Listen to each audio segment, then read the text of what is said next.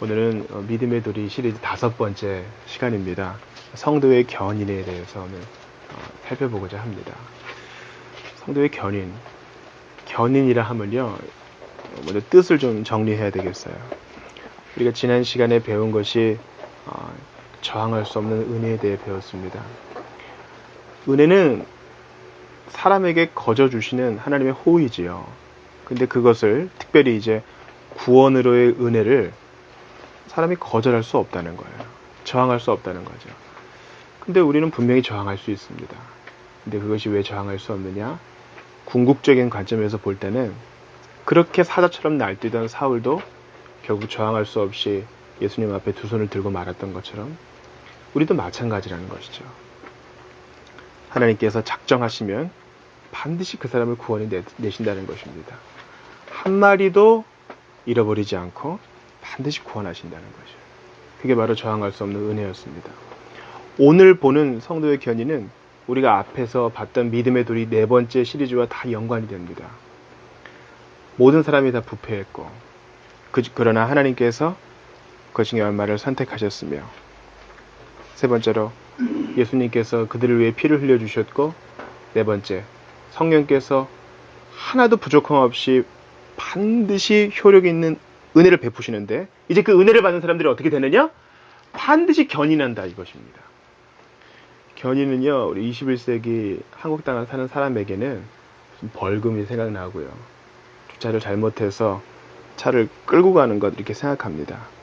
잡아서 이제 인도에 가는 것이죠. 그러나 이 성도의 견인의 견인은 그 뜻이 아닙니다. 참을 견이요, 참을 인입니다. 두 가지 의미가 있어요. 하나님께서 택한 백성을 위해서 아들이 피를 흘리게 하셨는데, 이들이 천국 갈 때까지 주께서 끝까지 인내하시며 이들을 인도해 가신다는 것입니다. 두 번째는, 여러분, 예수 믿는 사람에게 핍박이 없습니까? 핍박이 있어요. 예수님께서 제 아들을 향해 말씀하셨죠. 세상에서는 너희가 무엇을 당하나?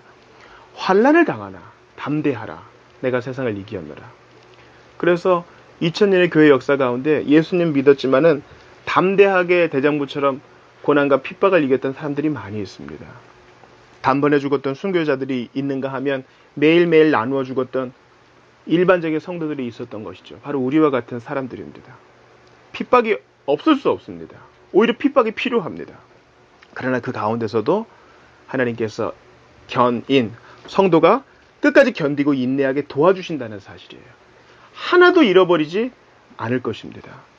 이것이 오늘 우리가 나눌 하나님의 말씀인 것입니다. 그러니 오해하지 말아야 됩니다. 이것은 자동적으로 주님이 손을 잡고 가자 하는 것이 아니라, 주님도 잡으시지만 우리로 하여금 인내하게 하신다는 것입니다.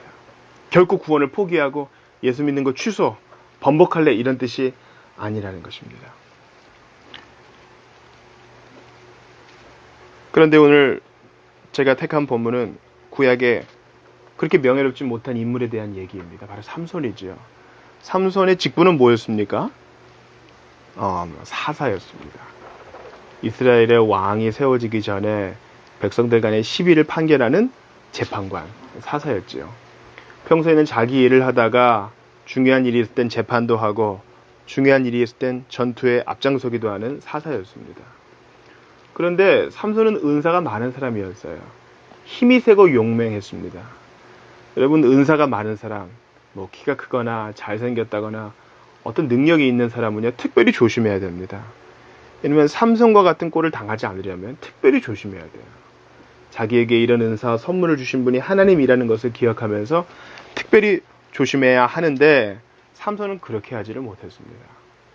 삼손은 첫 번째 결혼도 자기 마음대로 했다가 그만 파국에 이르게 되고 말았고요. 자기의 힘을 믿고 육신의 정욕대로 살다가 블레셋 여인과 마음대로 결혼하고, 또 그녀에게 자기의 비밀을 폭로했다가 그만 두 눈을 뽑히고 머리카락을 모두 잃어버리는 난관에 처하게 된 것입니다. 이게 바로 은사 많은 삼손의 최후입니다. 우리가 오늘 그 최후의 마지막 부분을 읽게 된 것입니다. 여러분, 우리가 오늘 본문을 읽으면서 몇 가지 좀 의문이 있을 수 있어요. 첫 번째는 반드시 삼손이 왜 블레셋 사람들을 다 죽여야만 했는가 이런 것입니다. 여러분 어떻게 생각하세요? 인류애적이고 사람들을 공평하게 대해야 한다는 생각이 만연되고 또 그렇게 교육받은 우리가 어떻게 이 사람들을 그렇게 죽일 수 있는가, 몇천 명씩 죽일 수 있는가 의문을 가질 수 있습니다. 그러나 지금 이 시대는 고대 사회란 것을 기억해야 됩니다. 지금으로부터 수천 년 전 우리의 상식과 제도와 또 정치 사상이 다른 사람들 사이의 일이란 것을 기억해야 합니다. 하나님께서는 다곤신 여호와를 버리고 우상을 섬긴 그들, 하늘의 백성 가운데는 그것이 끼어들 여지가 없다라는 것을 보여주시기 위해서 이러한 일들을 허용하신 것이지 지금 이것이 그대로 적용되어서는 안 됩니다. 모든 사람은 존중받아야 되고 인권을 누려야만 하는 것입니다. 또한 두 번째 의문이 있을 수 있습니다. 오늘 여러분 본문 30절을 보시겠어요? 삼손이 이르되 블레셋 사람과 함께 죽기를 원하노라 하고, 마치 삼손이 자살을 한 것인 양 오해할 수가 있습니다. 그러나 삼손은 이렇게 하지 않았어도 분명히 이 사람들 손에 죽임을 당했을 것입니다. 삼손은 자신의 죽음으로 하나님께 영광을 돌리기를 원했습니다. 이것은 그가 삶이 힘들어서 억지로 목을 매달아 자살한 것이 아니에요. 자기의 마지막의 죽음인 것을 분명히 깨닫게 된 삼손이 마지막으로 주께 영광을 돌리고자 선택한 길임을 기억해야 할 것입니다. 저는 이것이 성도의 견인을 지지하는 아주 좋은 본문이라 생각합니다. 왜냐하면 불구덩이 속에서, 화형대 속에서 온몸이 오그라져 가면서 또 밀실에서의 고문을 이겨낸 성도들이 많이 있지만 삼손은 보다 좀 나 같은 거예요. 좀 나랑 좀 비슷한 거예요. 넘어지기도 하고 잘못 선택하기도 하고 유혹에 금방 굴복하기도 하는 모습이 나와 비슷하기도 한 것입니다. 그래서 위로가 되는 것입니다. 이 땅의 많은 설교자들은 삼손을 비판했습니다. 분명 비판받을 것이 있지요. 삼손이 잘못했으니까. 여러분, 나실인 누가 세워준 겁니까? 뱃속에 있을 때부터 하나님께서 정해주신 사람이라고요. 그런 은혜를 받았는데 그것을 내팽개쳐 버렸어요. 여러분, 자기 자신을 한번 객관적으로 돌아보세요. 우리에게는 이런 삼손과 같은 면이 없나요? 우리는 새끼 식사를 대부분 걱정하지 않습니다. 지금 숨을 들이셨으면 그 다음 또 들이실 수 있을까? 이런 걱정도 하지 않습니다. 오늘 예배 드린다고 누가 잡아가지는 않을까? 이런 고민도 하지 않아요. 하나님께서 그 모든 것을 우리를 위해 허락해 주셨습니다. 자유와 경제적 풍족 가운데 살고 있지요. 그리고 우리가 고민하는 것은 뭡니까? 우리의 몸, 우리의 집, 보다 좋은 생활, 나의 꿈의 성취, 이런 것들을 생각하고 있어요. 이런 것들은 기본적으로 2차적인 것이지요. 먹고 살고 생존에 대한 두려움은 없는 것입니다. 이 모든 것을 주님께서 우리에게 허락해 주셨는데 우리는 삼손처럼 주께서 이미 우리에게 허락하신 은혜를 내팽개치고 있지는 않은가, 이런 생각을 하는 것입니다. 동료들 가운데서, 사회생활하는 가운데서 정말 예수 믿는 것을 부끄러워하여서 그리스도의 이름을 내팽개치고 있지는 않은가, 이것을 돌아봐야 한다는 것입니다. 그럴 때 오늘 삼손이 비참한 최후 가운데서도 마지막으로 하나님께 영광을 돌린 것은 나에게 위로가 되고 성도의 견인을 지지해주고 나를 설득시킨다는 사실입니다. 많은 사람들이 삼손을 비판했지만 삼손은 의인이었습니다. 여러분, 오늘 본문을 그대로 끼워 놓으시고 히브리서 11장을 한번 펴볼게요. 히브리서 11장, 이른바 믿음장이라고 하는 히브리서 11장을 보겠습니다. 11장 32절을 보겠어요. 11장 31, 32를 같이 읽어보죠.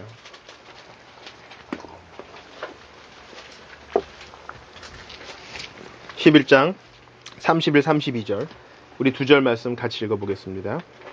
히브리서 11장 31, 32절 같이 읽어보겠습니다. 믿음으로 시작. 믿음으로 기생 라합은 정탐꾼을 평안히 영접하였으므로 순종하지 아니한 자와 함께 멸망하지 아니하였도다.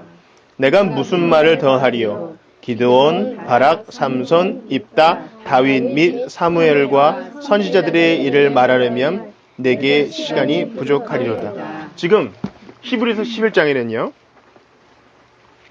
모세도 나오고요, 위대한 믿음의 선진 요셉도 나오고요, 아브라함도 나옵니다. 그리고 그 반열에 지금 누가 나와요? 삼손이 나오고 있다고요. 그러니까 히브리서 기자는 성령의 영감을 받아 지금 뭐라고 얘기하고 있어요? 삼손이 부족했지만 그는 의인이었고 믿음의 사람이었다. 지금 그 얘기를 하고 있는 거예요. 그래서 위로가 됩니다. 여러분, 삼손 다음에 나오는 입다도 얼마나 부족했어요. 딸을 그 서원제로 드리고. 입 조심해야 되죠. 입을 잘못 놀렸다가 큰 낭패를 본 사람. 근데 그도 믿음의 사람으로 반열에 오른 것입니다. 왜 그래요? 그들이 잘나고 멋져서가 아니라 그들을 끝까지 견디게 하시고 그들을 향한 손을 놓지 않으신 하나님 때문에 그렇습니다. 여러분, 입 닫아하면 누가 나와요? 다윗이 나오잖아요. 다윗 처음은 좋았지요. 그러나 부인을 많이 두고 안목의 정력에 넘어지고 거짓말을 하고 사람을 죽였고. 여기 왜 들어있습니까? 그가 위대한 성분이어서가 아니라 다윗을 이스라엘의 왕이 되어 사람들을 이끌려고 부르신 하나님께서 그 손을 놓지 않으셨기 때문에 그런 겁니다. 성도의 견인, 이것입니다. 여러분, 다시 오늘 본문 사사기 16장으로 돌아오십시오. 지금 삼손이 다곤의 신전, 사람들이 많이 모여있는 가운데 두 기둥 가운데 서 있습니다. 블레셋 사람이 채찍을 휘두르면서 삼손에게 재주를 넘게 합니다. 어떤 재주를 피우게 했을까요? 발가벗기지는 않았을까요? 고된 노동으로 힘겨워진 삼손의 팔에 혹시 고문의 기구를 대지는 않았을까요? 그가 피 흘리는 것을 사람들이 보고 즐거워하지는 않았겠습니까? 깔깔대면서 보아라, 옛날에 우리 밀밭을 태우고 사람들을 죽였던 그 인간이 지금 저렇게 돼 있다. 머리는 짧고 두 눈은 없구나.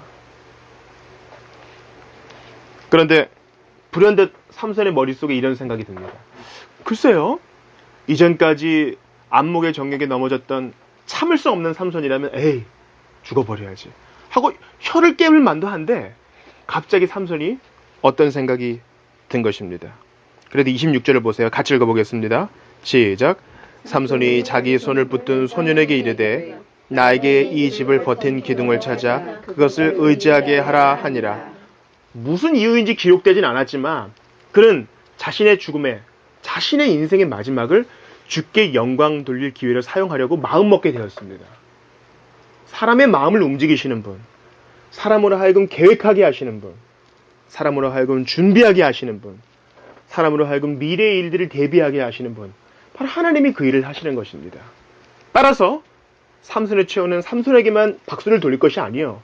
그를 이렇게 결정하게 하신 하나님께 영광을 돌려야 하는 거죠. 성도를 견인하게 하신, 끝까지 인내하게 하시고 하나님의 영광을 위해 살게 하신 하나님을 송축해야 하는 것입니다. 그것이 28절에 분명히 나와 있어요. 28절도 한번 같이 읽어볼게요. 시작.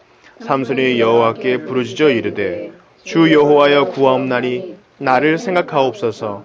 하나님이여 구하옵나니 이번만 나를 강하게 하사 나의 두 눈을 뺀 블레셋 사람에게 원수를 단번에 갚게 하옵소서 하고. 여러분, 이 원수를 갚는다는 것은요, 개인적인 안갚음을 한다는 게 아니에요.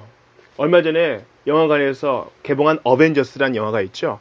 어벤지란 말은요, 공적인 목적을 위해서, 정의를 위해서 원수를 갚는다는 것이 있어요. 사적인 원수를 갚는 것은 리벤지라 그럽니다.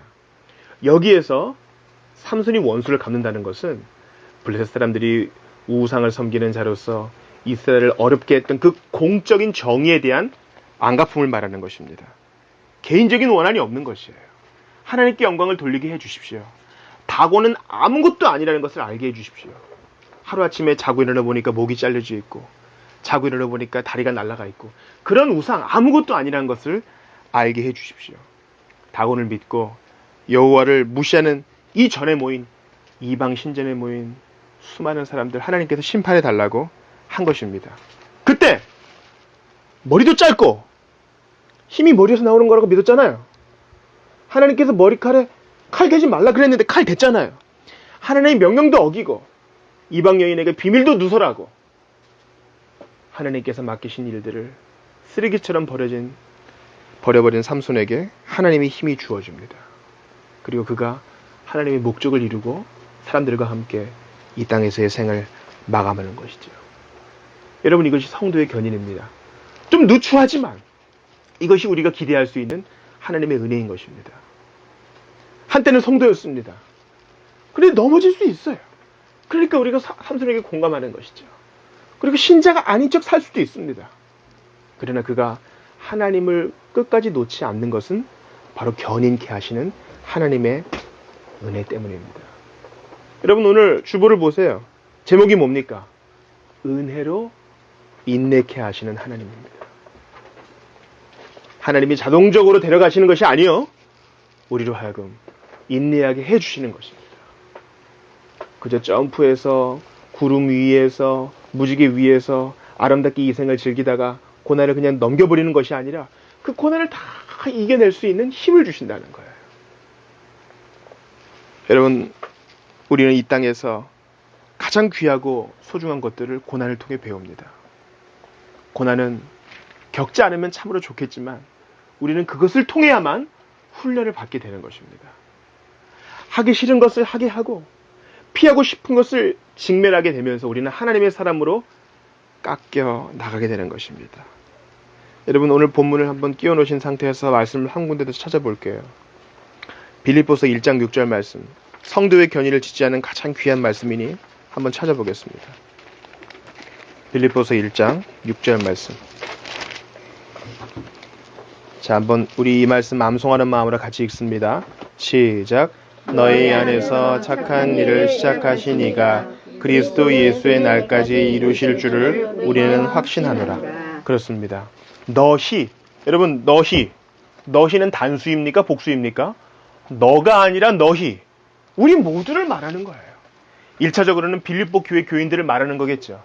그러나 하나님의 관점에서는 이후로 예수 믿을 모든 교회의 백성들, 하나님 나라의 백성들을 말하는 것입니다.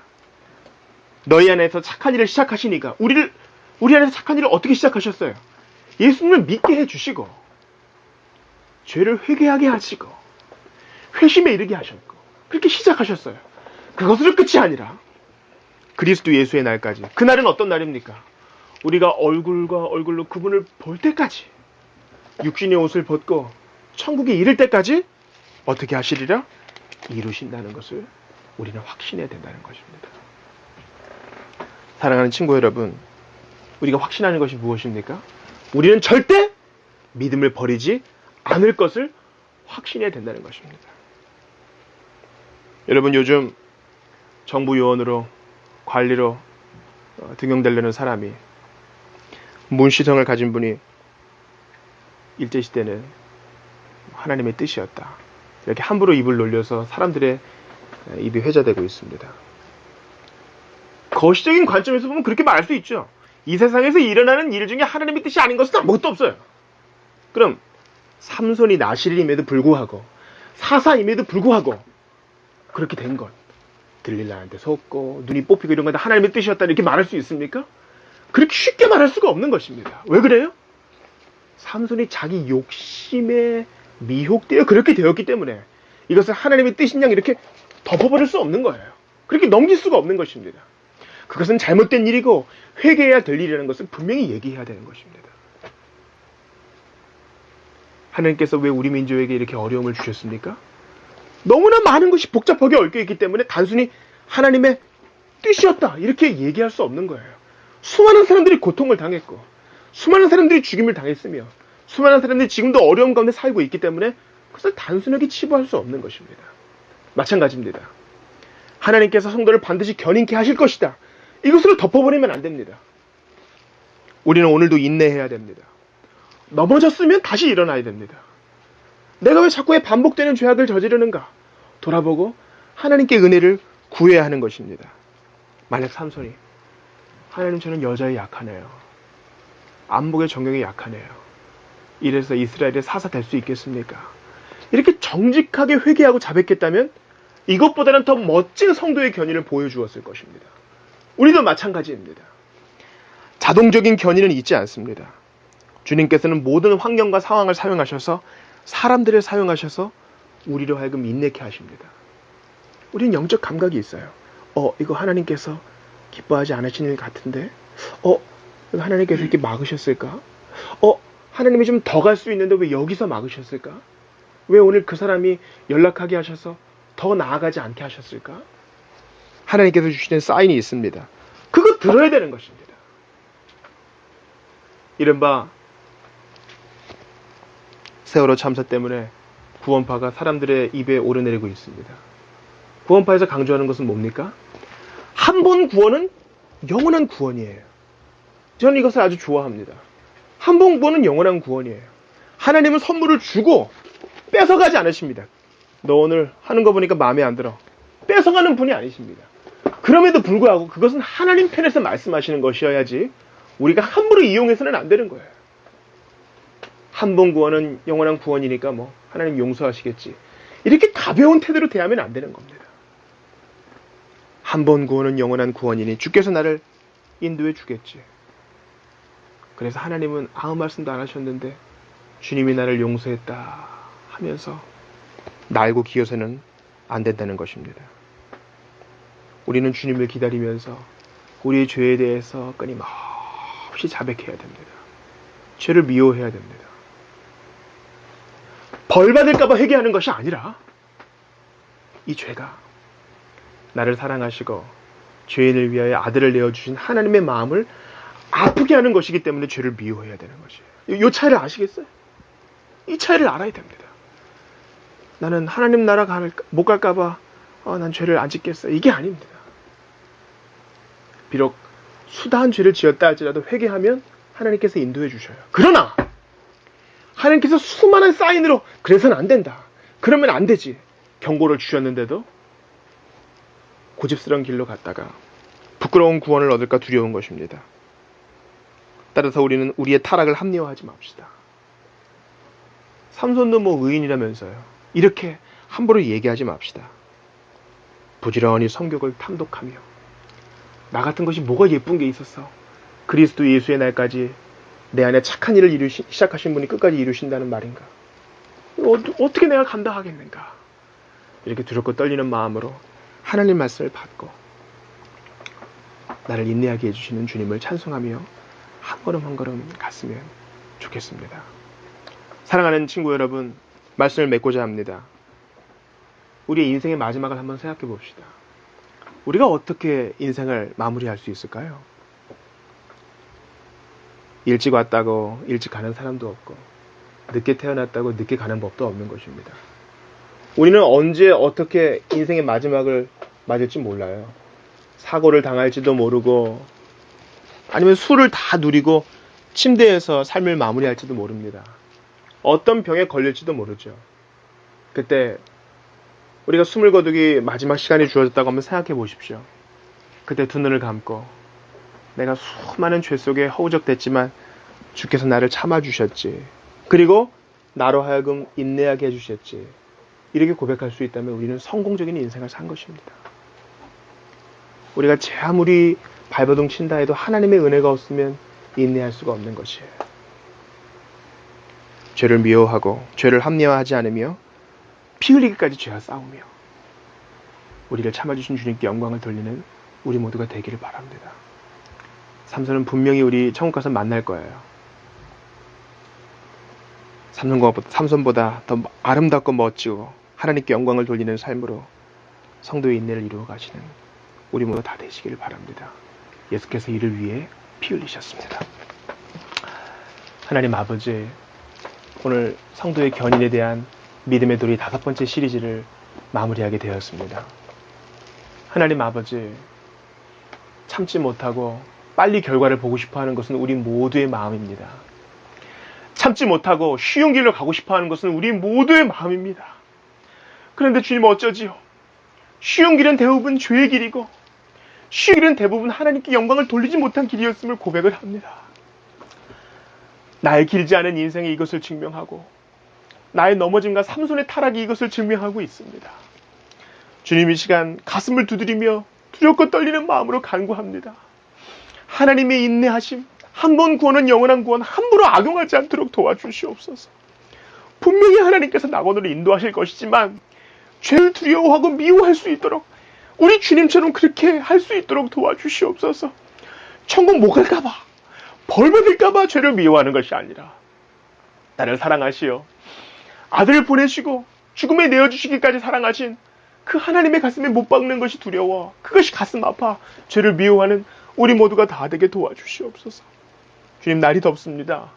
환경이 쉽지 않습니다. 그래서 우리의 인내가 바닥날까 두렵습니다.